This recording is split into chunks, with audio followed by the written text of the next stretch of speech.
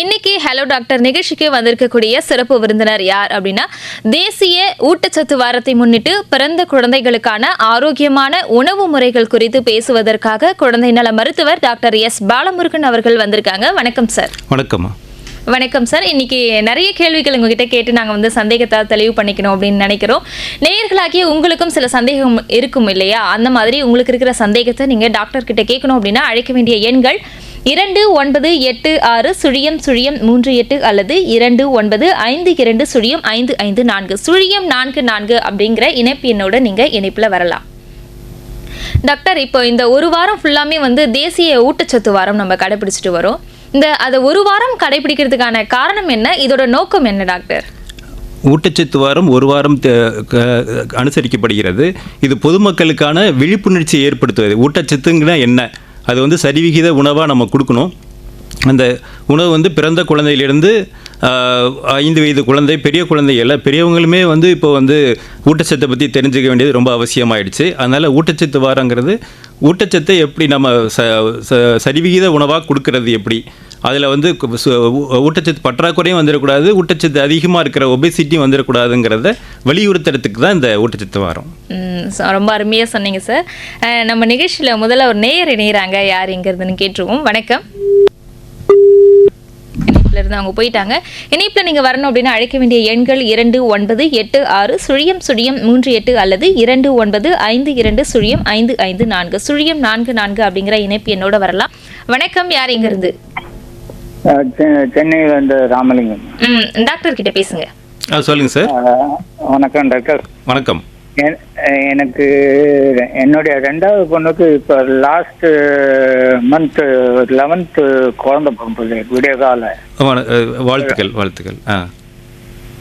பெண் குழந்தை. 2வது 300 இருந்தது பிறந்தப்ப எடை. 2-3 இப்போ 3,200. ஓகே. இப்போ தூங்குற நேரம் தவிர மற்ற நேரம் மூழ்கிட்டு இருக்கும்போது சதா அழுதுகிட்டே இருக்குது.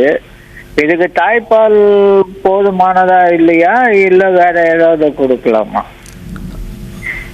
நீங்கள் கரெக்டாக கேட்டீங்க. இது எல்லா பிறந்த குழந்தைக்கு இருக்கிற கூட இருக்கிற எல்லாருக்குமே ஏற்படுற ஒரு மிகப்பெரிய சந்தேகம்.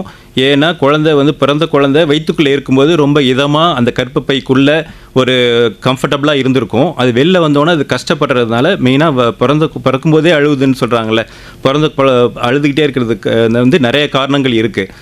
பிறந்த குழந்தை அழுவுறதுக்கு ஃபஸ்ட்டு அது ஒரு டிஸ்கம்ஃபர்ட்டாக இருக்கலாம். அதனால் அம்மா குழந்தைய அரவணைச்சி வச்சுக்கணும். அந்த கங்காரு மதர் கேர்னு சொல்கிறாங்களே, அதுபோல் அரவணைச்சி வச்சுருக்கும்போது அந்த சூடு கிடைக்கும்போது குழந்தை அந்த அரவணைப்பினால் அழுகையை குறைக்கலாம். அடுத்தது பால் ஆரம்பத்தில் வர்ற பால் கம்மியாக தான் இருக்கும். அது போக போக கொஞ்சம் இன்க்ரீஸ் ஆகும். அதுக்காக பால் பத்தலைன்னு சொல்லிட்டு பால் இல்லைன்னு சொல்லி மற்ற தண்ணியோ இல்லை சக்கரை தண்ணியோ இது போல் இந்த ப்ரீலாக்டியல் ஃபீட்ஸ்ன்னு சொல்லுவாங்க, அதெல்லாம் எதுவுமே கொடுக்கறதுங்கிறது தப்பு. அதில் குழந்தைக்கு செப்டிக் ஆகலாம், இன்ஃபெக்ஷன் ஆகி குழந்தை அபாயத்துக்கு போகிறதுக்கு வாய்ப்பு இருக்குது. அதனால் சில பேர் கழுதப்பால்லாம் கூட கொடுக்குறாங்க. அதெல்லாம் எதுவுமே கொடுக்கக்கூடாது. 6 மாதத்துக்கு தாய்ப்பால் தவிர வேறு எதுவும் சொட்டு தண்ணி கூட கொடுக்கக்கூடாது. கரெக்டாக அந்த பொசிஷனில் வச்சு நீங்கள் குழந்தைக்கு தாய்ப்பால் ஊட்டும்போது அந்த பால் கரெக்டாக கிடைக்கும். அந்த கரெக்டாக அந்த மாரில் காம்பு இருக்கிற அந்த முக்கால்வாசி வாய்க்குள்ளே இருக்கிற மாதிரியும் அந்த லிப்ஸ்லாம் நல்லா எவட்டடாக இருக்கிற மாதிரியும் கரெக்டாக அந்த பொசிஷனில் வச்சு நீங்கள் பாலை ஊட்டும்போது பால் கிடைக்கும். அதனால் பால் கொடுத்துட்டு ஒரு 2 ஹவர்ஸில் யூரின் போகுதான்னு பார்க்கணும். பால் நல்லா குடிச்சிருந்ததுன்னா யூரின் நல்லா போகும். அதுபோல் பகலில் ஒரு 6 தடவை, நைட்டில் ஒரு 2 தடவை யூரின் போயிடுச்சு அப்படின்னாலே பால் நல்லா கிடைக்குதுன்னு அர்த்தம். பால் கொடுத்துட்டு தோலில் போட்டு தட்டி கொடுத்துக்கணும்.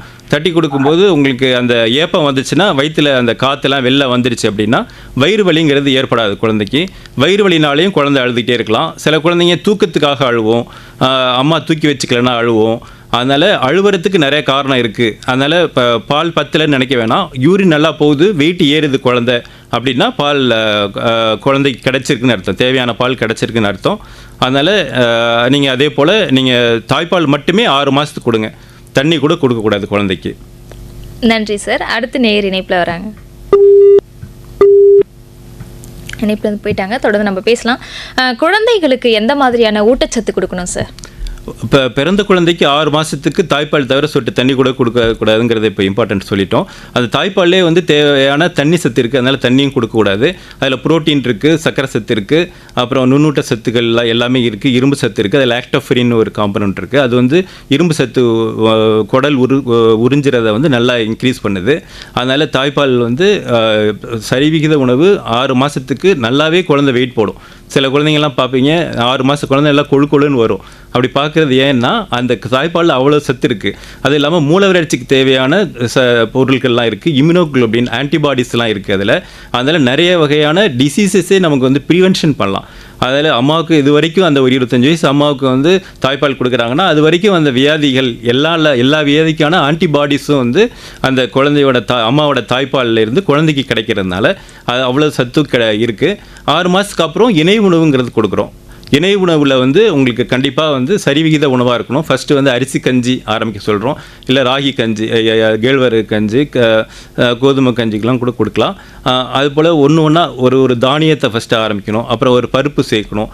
பருப்பு சேர்த்தா பருப்பு சாதம்னு சொல்லுவாங்கள்ல, அரிசி பருப்பு சேர்த்து குக்கரில் போட்டு அவிச்சு அவிக்க வச்சு அதை வந்து கொடுப்பாங்க. அதில் வந்து நெய்யும் சேர்க்கும்போது அது பருப்பு சாதம் கம்ப்ளீட் ஆகும்.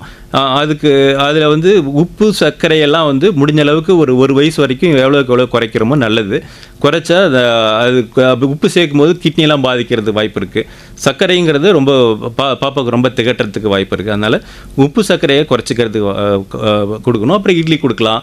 சத்துமாவு கஞ்சி சொல்கிறாங்க. நம்ம சத்துணவு பிரிவில் சிபிபி கஞ்சின்னு ஒன்று இருக்குது, செரிப்ரல் அது சீரியல் பல்ஸ் புரோட்டீன் அப்படிங்கிறது. அந்த சீரியல்னா தானியம் பருப்பு வகைகள் எல்லாமே சேர்ந்து ஒரு காம்போசிஷனில் எல்லா தானியமும் எல்லா பருப்பும் சேர்த்து அதை அரைச்சி அது கொடுக்குறாங்க.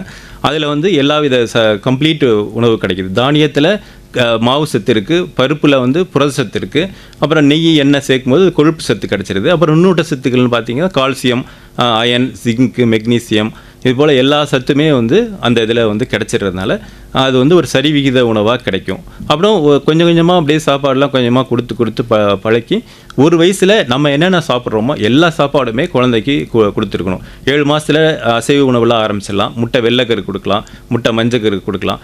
முட்டை மஞ்சக்கரு ஃபஸ்ட்டு கொடுக்கணும், முட்டை வெள்ளைக்கரு கொஞ்சம் லேட்டாக கூட கொடுக்க ஆரம்பிச்சிக்கலாம். ஒரு 10 மாதத்தில் கொடுக்கலாம். 7 மாதத்தில் மஞ்சக்கரு கொடுக்க ஆரம்பிக்கலாம். அதுபோல் இந்த அசைவ உணவுகளில் நம்ம சிக்கன் மட்டன்லாம் சொல்கிறோம்ல, கோழிக்கறி, மீன், இதெல்லாமே வந்து கொஞ்சம் கொஞ்சமாக சாஃப்டான உணவுகளை கொஞ்சம் கையில் மசிக்கக்கூடிய உணவு எல்லாமே கையிலே மசித்து கையிலே ஊட்டி விடலாம். மிக்சியில் போட்டு அடிக்கணுங்கிற அவசியமே இல்லை. அதே போல் வந்து ஒரு கப்பில் போட்டு மசித்து சாதம் எல்லாமே மசித்து கொடுக்கலாம். அதுபோல் மசித்ததை நல்லா மசிச்சிடணும். ஆனால் மசிக்காமல் கொடுக்கக்கூடாது, ஏன்னா பல்லு முளைச்சிடல பாப்பாவுக்கு. ஒரு வயசுக்கு அப்புறம் பல்லு முளைக்கும் போதும் கொஞ்சம் மசித்து கொடுக்குறது நல்லது தான். ஒரு வயசுக்கு அப்புறம் நம்ம வீட்டில் என்ன சாப்பிட்றோமோ அது எல்லாமே எல்லாருமே சேர்ந்து உட்காந்து சாப்பிட்ணும். ஒரே பிளேட்டில் அவங்கவுங்களுக்கு ஒரு பிளேட்டு வச்சு எல்லோரும் சேர்ந்து உட்காந்து ஃபேமிலி பார்ட் ஃபீடிங் சொல்கிறோம். அதே சாப்பாடே எல்லாம் குழந்தைங்க சாப்பிடுங்கிறது தான். அதுக்கப்புறம் எக்ஸ்ட்ராவாக கொஞ்சம் ஊட்டி விடலாம், வெடியை காமிச்சு ஊட்டி விடுறது குழந்தைக்கு, அது போல் பண்ணலாம். சரிங்க சார். இப்போ நீங்கள் சொல்லும்போது சொன்னீங்க 6 மாதத்துக்கு அப்புறமா இணை உணவு குழந்தைங்களுக்கு கொடுக்கலான்னு. இப்போ 6 மாதத்துக்கு முன்னாடி வரலையும் அப்போ முழுக்க குழந்தைக்கு வந்து தாய்ப்பால் தான் போது 2 வயசு வரலையும் கண்டிப்பாக தாய்ப்பால் கொடுக்கணும். ஆனால் முழுக்க 6 மாதம் வரலையும் வெறும் தாய்ப்பால் மட்டுமே அப்படின்னு நீங்கள் சொல்லும்போது அப்போ தாய்ப்பால் கொடுக்குறவங்க எந்த மாதிரியான உணவுகளை எடுத்துக்கணும் அந்த குழந்தைங்களுக்கு அதிகமான சத்து போய் சேர்றதுக்கு? அதான் கண்டிப்பாக இது வந்து 1000 days கான்செப்ட்னு சொல்கிறோம். அப்படின்னு என்ன அர்த்தம்னா, குழந்தை வந்து மாதமாக 180 நாள் வயிற்றுக்குள்ளே இருக்குது. அதுக்கப்புறம் 150 நாள் வந்து வெளியில் இந்த 6 மாத குழந்தைக்கு. அதுக்கப்புறம் 2 வயசு வரைக்கும் உள்ளது எல்லாமே சேர்த்து 1000 நாட்கள், ரொம்ப முக்கியமான நாட்கள் ஒரு குழந்தையோட வளர்ச்சியில். அந்த அம்மாவுக்கே வந்து இரும்பு சத்து பற்றாக்குறையோ இல்லை ரொம்ப மால்நரிஷ்டாக சத்து குறைவாக இருக்கிறாங்க அப்படின்னா அதுவும் வந்து குழந்தைய பாதிக்கிறதுக்கு வாய்ப்புகள் இருக்குது. அதனால தான் அம்மாவுக்கு வந்து கவர்மெண்ட்லேயே எல்லாம் அயன், ஃபோலிக் ஆசிட் டேப்லெட்லாம் கொடுக்குறாங்க.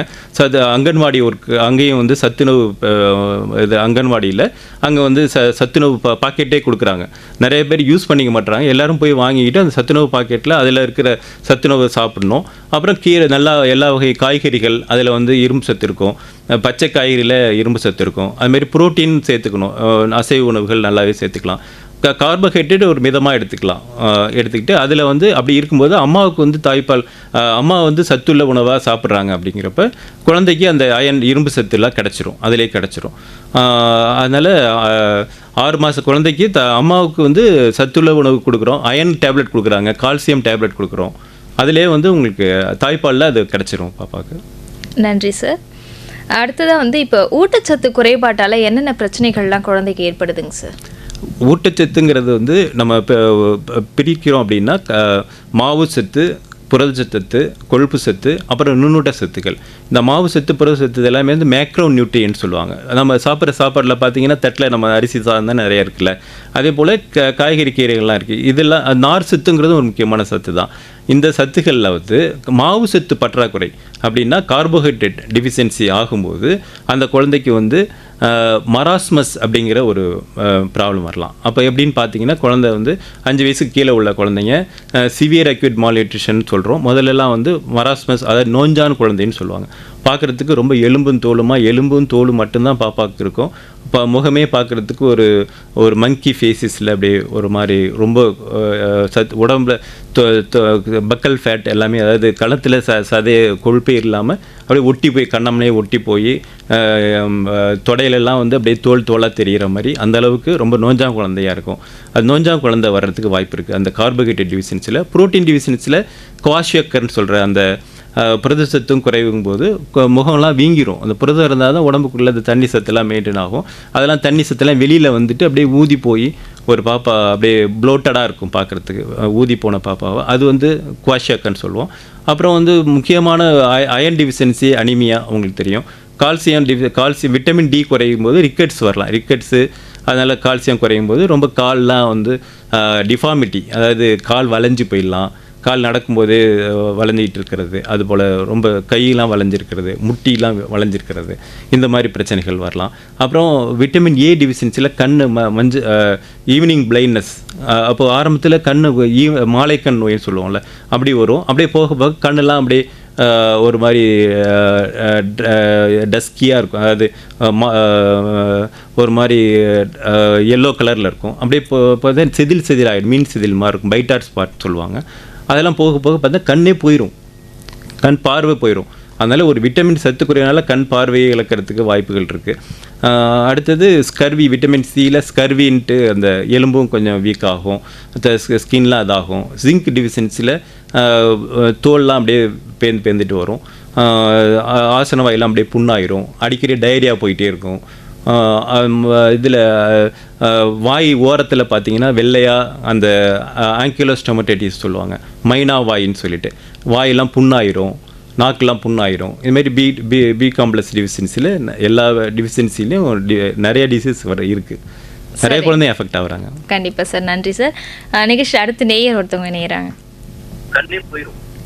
வணக்கம். வணக்கம், சொல்லுங்கள் சார். உங்களுடைய வானொலி சத்தத்தை குறைச்சிட்டு பேசுங்க. இல்லை கஷ்டமா. வணக்கம்மா. சார், நான் ராஜகோபால் பேசுகிறேன் சார். குழந்தைங்கள்லாம் சாப்பிட்றதுக்கு ரொம்ப கஷ்டப்படுறாங்க சார். அம்மா குழந்தை பின்னாடி ஓடுறாங்க, குழந்தை ஓடி ஓடி அந்த ஓட வச்சு சாப்பிட வைக்கிறாங்க. அதனால குழந்தைக்கு மூச்சு திணறலாம் வருது. இந்த குழந்தைகளை எப்படி சாப்பிட வைக்கிறதுங்கிறது எத்தனை வயசு பிரச்சனை? உங்க குழந்தைக்கு எத்தனை வயசு? இல்லை சாதாரணமாக சொல்கிறேன், அதாவது ஒரு நம்ம 2-3 வயசு அந்த மாதிரி சொல்ல வச்சுக்கோங்களேன்.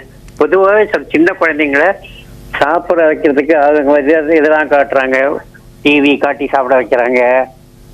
அந்த மாதிரி குழந்தைங்கள சாப்பிட வைக்கிறதுக்கு நேச்சுரலாக எப்படி சாப்பிடும் இந்த குழந்தை? உங்கள் கேள்வி எனக்கு நல்லா புரியுது. இது வந்து எல்லா இந்த பெரும்பான்மையான பெற்றோர்கள் அப்போ அதுவும் தாத்தா பாட்டியெல்லாம் ரொம்ப கஷ்டப்படுவாங்க. அதனால் வந்து 1 வயசு வரைக்கும் நம்ம வந்து இது போல் சாப்பாடெலாம் ஊட்டி கொடுத்துட்றோம். 1 வயசுக்கு அப்புறம் பாப்பா வந்து என்னாகும், நடக்க ஆரம்பிக்கும்போது குழந்தைக்கு சாப்பாடுங்கிறது முக்கியத்துவம் போயிட்டு அது சுற்றி உள்ள பொருட்கள் அது என்னென்ன இருக்குது, இந்த உலகத்தில் என்னென்ன இருக்குது அப்படிங்கிறது எல்லாத்தையுமே ஆராய்ச்சி பண்ணி பார்க்குறதுக்காக பாப்பா மூளையும் வளர்கிறதுனால அது எல்லாத்தையும் என்வரான்மெண்டலில் அவ்வளோ இன்ட்ரெஸ்ட் காமிக்குது பாப்பா. அப்போ வந்து ஆட்டோமேட்டிக்காக அதோட சாப்பாட்டில் உள்ள நாட்டம் வந்து குறையும் போது நம்ம வந்து அதை அப்நார்மலாக எடுத்துக்கிறோம். இதில் வந்து மெஜாரிட்டி வந்து வியாதி இல்லாமல் ஒரு இயற்கையாக நடக்கிற ஒரு ஃபிசியாலஜிக்கல் ஒரு இயற்கையான நிகழ்வாக தான் இதை நாங்கள் பெரும்பான்மையாக பார்க்குறோம். ஆனால் நீங்கள் டாக்டர்கிட்ட காமிச்சு ஒரு தடவை ஏதாவது ப்ராப்ளம் இருக்காங்கிறத செக் பண்ணிக்கணும். ஆனால் பெரும்பான்மையான குழந்தைகள் இது நார்மல் தான். நம்ம சாப்பாடு இப்போ சாப்பிடு நம்ம புஷ் பண்ணும்போது சாப்பாடு கொடுக்கும்போது பாப்பா வேணான்னு அது முரண்டு பிடிச்சிட்டு போகும்போது அதுக்கு அம்மாவுக்கும் குழந்தைக்கும் அது ஒரு போட்டியாக அது ஒரு விளையாட்டாக போயிடும் அவங்களுக்கு. அதனால் என்ன செய்யும், குழந்தை வந்து அது விளையாட்டாக எடுத்துக்கும். நீங்கள் போய் விட்டு போவீங்க, அது ஓடி ஓடி போயிடும். இது வந்து அது விளையாட்டு தான், அது ஆக்சுவலாக விளையாட்டு. நமக்கு வந்து அது வந்து எமோஷனலாக ஐயோ குழந்தை சாப்பிட மாட்டேங்குதுன்னு நம்ம நினைக்கிறோம். ஆனால் அப்படி கிடையவே கிடையாது. அது குழந்தை நார்மலாக இருக்கும். குழந்தை ஆக்டிவாக விளையாண்டுக்கிட்டு ஹைட் வெயிட்லாம் கரெக்டாக இருக்கா அப்படிலாம் இருந்துச்சுன்னா நீங்கள் அந்த சாப்பிடலங்கிற விஷயத்துக்கு பயப்பட வேண்டியதில்லை. நம்ம கடமை வந்து எல்லா வகையும் சரிவிகித உணவு கொடுக்கணும். சாப்பாட்டில் இதுமாரி சாதம், இட்லி, தோசைலாம் கொஞ்சம் அளவாக கொடுத்துட்டு அப்புறம் பருப்பு வகைகள் நிறைய நட்ஸ்லாம் கொடுக்கலாம். இதெல்லாம் நட்ஸ்லாம் ஓடி போய் வந்து எடுத்து சாப்பிடும் பாப்பா. நட்ஸ் எல்லாம் கொடுக்கும்போது புரைக்கு ஏறாமல் பார்த்துக்கணும். நுரையீரலுக்குள்ளே சம்டைம்ஸ் போயிடும், அது ஆகாமல் பார்த்துக்கணும். அது மற்றபடி நட்ஸ் எல்லாம் கொடுக்கலாம். நீங்கள் அதே கேக் மாதிரி செஞ்சு சின்னதாக பிட்டாக போட்டு அதை வந்து ஒரு தட்டில் போட்டு வச்சிங்கன்னா விளையாண்டு வந்து பாப்பா அதை எடுத்து சாப்பிடும். அதனால் நீங்கள் எல்லா வகையான உணவையும் மாற்றி கொடுத்து பார்க்கணும். ஒரு சாப்பாடு பிடிக்கலன்னா இன்னொரு சாப்பாடு கொடுக்கலாம். இதுமாரி மாற்றி கொடுத்து அதை இன்ட்ரெஸ்ட் கொண்டு வரணும். நம்ம தான் கொண்டு வர வைக்கணும். அதுக்கு இம்ப்ரெசிவாக அந்த பிளேட்டில் வந்து அழகாக பிளேட்டு சாப்பாடெலாம் வச்சு கொடுத்து அது கொடுக்குறது நம்ம தான் அது இது இருக்குது. அதுக்காக போராடாதீங்க. அது ஒரு இனிமையான அனுபவம். சாப்பிட்றதுங்கிறது ஒரு இனிமையான அனுபவமாக கொண்டு போகணும். சரிங்களா? கண்டிப்பாக நன்றிங்க சார். நேயர்களே, நம்ம வந்து இன்னைக்கு ஹலோ டாக்டர் நிகழ்ச்சியில் தேசிய ஊட்டச்சத்து வாரத்தை முன்னிட்டு பிறந்த குழந்தைகளுக்கான ஆரோக்கியமான உணவு முறைகள் குறித்து குழந்தை நல மருத்துவர் டாக்டர் எஸ் பாலமுருகன் அவர்கள் கூட தான் பேசிட்டு இருக்கோம். நிகழ்ச்சியில் அடுத்து ஒரு நேயர் வராங்க சார். வணக்கம்மா, சொல்லுங்க. ஹலோ வணக்கம். இந்த சேனல் ரேடியோ வாலினா கிடைக்குதுல சார், இந்த கிடைக்கிறதுக்கு ரொம்ப சந்தோஷம் சார். ஓகே சார், சந்தோஷம் சார். ரேடியோ தானே சார்? ஆமாம் சார், சந்தேகத்தை கேளுங்க சார். கண்ணு ரெட் ஆகுது, ஏன் சார் அது அப்படி இருக்குது? நாங்கள் திருப்பத்தூர் மாவட்டம் அடித்தூர்லேருந்து பேசுகிறோம் சார். சார், நீங்கள் வந்து நம்ம டாக்டர் வந்து யார் அப்படின்னு சொல்லிட்டு பார்த்தோம்னா பிறந்த குழந்தைகளுக்கான ஊட்டச்சத்து பற்றி பேசிட்டு இருக்கோம். அது தொடர்பான கேள்விகள் ஏதாவது உங்களுக்கு இருக்கா? வேற எதுவும் இல்லை மேடம். வேற எதுவும் இல்லை. நன்றி சார், நன்றி. நீங்க தமிழ் மொழி மேடம் தான் நம்ம. ஆமாம் சார், நன்றி சார் நிகழ்ச்சியில் கலந்துக்கிட்டதுக்கு. சார், சில குழந்தைகள் வந்து பார்த்தோம் அப்படின்னாக்கா குறை பிரசவத்திலே வந்து பிறந்துருவாங்க இல்லையா? அப்போ அந்த மாதிரியான குழந்தைகளுக்கு வந்து தனியாக சிறப்பு கவனம் செலுத்தி அவங்களுக்கு எப்படி அதிகப்படியான அந்த சத்து அதிகரிக்கிறது, ஊட்டச்சத்து கொடுத்து? இது அந்த 1000 days கான்செப்டுங்கிற மாதிரி தாய்மார்களுக்கு உள்ள சத்துள்ள உணவை கரெக்டாக கொடுக்கும்போது அந்த குறைமாத குழந்தையை நம்ம கண்டிப்பாக அவாய்ட் பண்ணலாம். முக்கியமான கோளாறு வந்து நம்ம வந்து இரும்பு சத்து பற்றாக்குறை தான் நிறைய பேருக்கு வருது. அனிமியா இது முக்கியமான பிரச்சனையாக இருக்குது. அப்புறம் அண்டர் வெயிட்டாக இருக்கிறாங்க. அண்டர் வெயிட்டுங்கிறது அதே போல் இப்போ ஒரு குழந்தைய வந்து நம்ம சத்துணவை பற்றி பேசுகிறோம். அதே குழந்தைன்னா பின்னாடி ஒரு பெண்ணாக மாறி அவங்களுக்கு வந்து கன்சீவ் ஆகிறதுக்கு பார்க்குறாங்க. அப்படி இருக்கும்போது அவங்க குழந்தையிலேருந்தே சத்துள்ள உணவாக கொடுத்து வரும்போது பிரச்சனை தடுக்கலாம். அதனால தான் என்ன கவர்மெண்ட்டில் என்ன ப்ரோக்ராம், வீக்லி ஒன்ஸ் அந்த இரும்பு சத்து மாத்திரையே கொடுக்குறாங்க. அதுபோல் சத்துணவும் கொடுக்குறாங்க. பள்ளிகளிலே சத்துணவுலாம் கொடுக்குறாங்க. ஆக குழந்தை ஒரு அம்மா வந்து கன்சீவ் ஆகிறதுக்கு முன்னாடி 45 கிலோ கண்டிப்பாக வெயிட் இருக்கணும்னு சொல்கிறோம். அது வந்து இல்லாத பட்சத்தில் நமக்கு அந்த மாதிரி பிரச்சனைகள், குறைமாத குழந்தைகள்ங்கிறது வர்றாங்க. அதான் மெயினாக வந்து அவங்களுக்கு புரோட்டீன் சத்து நிறையா கொடுக்கணும். கார்போஹைட்ரேட் எப்படியும் எடுத்துருவாங்க. நுண்ணூட்ட சத்துக்கள், காய்கறி, கீரைகள், பழங்கள், அதை கீரை வகைகள் நிறையா கொடுக்கும். முருங்கைக்கீரை அவ்வளோ முக்கியம். சத்துணவு வாரத்தில் கீரையை பற்றி அப்படி சொல்லிட்டு இருந்தோம். ஒரு முருங்கீரை சாப்பிட்டே அந்த ஹீமோகுளோபின்லாம் எங்களுக்கு ஏறிடுச்சுன்னு ஒரு நர்சமாவை சொல்லிட்டு இருந்தாங்க. அதுபோல் வந்து நம்ம எல்லா கீரையுமே வந்து அவசியம். அப்புறம் வெல்லம் சேர்த்துக்கலாம். வெல்லங்கிறது அதில் கார்போஹைட்ரேட் கூட இருந்தாலும் இரும்பு சத்து இருக்குது அதில். அது வெல்லம். ராகியிலையும் வந்து உங்களுக்கு கால்சியமும் இருக்குது, இரும்பு சத்து இருக்குது. அதுபோல் வந்து நீங்கள் டெய்லி கண்டிப்பாக 2 முட்டை சேர்த்துக்கலாம் தாய்மார்கள். அப்படி சேர்த்துக்கும்போது இந்த குறைமாத பிரசவ கரெக்டாக குறைக்கலாம். அதை விட இன்ஃபெக்ஷன் அவாய்ட் பண்ணிக்கணும். நல்லா சுத்தமாக இருக்கணும். மென்சஸ் டைமில் சுத்தமாக இருக்கிறது, சீரான வளர்ச்சியை கண்காணிக்கிறதுக்காக எல்லாருமே அந்த 5 செக்கப் கண்டிப்பாக பண்ணணும்னு சொல்கிறோம்ல, ஆன்டினேட்டல் செக்கப் பார்க்குறது. அது கரெக்டாக அந்த அம்மா டாக்டர்கிட்ட கரெக்டாக பார்த்துக்கிட்டே இருக்கும்போது அந்த குறைமாத குழந்தை கண்டிப்பாக நம்ம குறைக்கலாம். நிச்சயமா சார். நேயர் ஒருத்தவங்க இணைப்பில் வராங்க. வணக்கம். வணக்கம். புதுச்சேரியில இருந்து விநாயகமூர்த்தி மேடம். டாக்டர் கிட்ட பேசுங்க. சொல்லுங்க சார். வணக்கம் சார். புதுச்சேரியில இருந்து விநாயகமூர்த்தி. அவங்க சந்தேகத்தை கேளு. என்னோட பேரனுக்கு வந்து 9 மாசம் ஆகுது. ஓகே.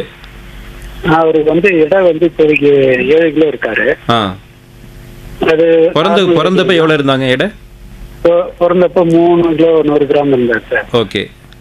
அடுத்தது முன்னோர் என்ன அவருக்கு இணை உணவு கொடுக்கலாம்னு சொன்னீங்க. என்னென்ன கொடுக்கலாம் 9 மாசத்துல? 6 மாசத்திலேயே ஆரம்பிச்சிடணும். 6 மாசத்துல இணை உணவு கொடுக்காம இருந்தா நிறைய பிரச்சனைகள் வருது. இணை உணவு ஆரம்பிச்சிருப்பீங்க 6 மாசத்துல. ஆமா கொடுத்துட்டு தான் வரோம். இப்போ 9 மாசத்துக்கு அப்புறம் என்ன வேற ஏதாவது டெவலப் எக்ஸ்ட்ரா ஏதாவது கொடுக்கலாம்? எல்லா உணவுமே கொடுக்கலாம்.